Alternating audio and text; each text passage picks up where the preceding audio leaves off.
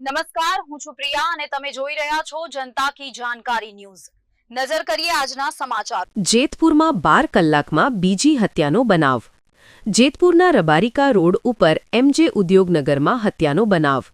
અવાવરુ જગ્યામાં એક ઓરડીમાંથી અજાણી વૃદ્ધ મહિલાનો મૃતદેહ મળ્યો। અજાણી મહિલાની ચાદરમાં બાંધેલ હાલતમાં મૃતદેહ મળ્યો।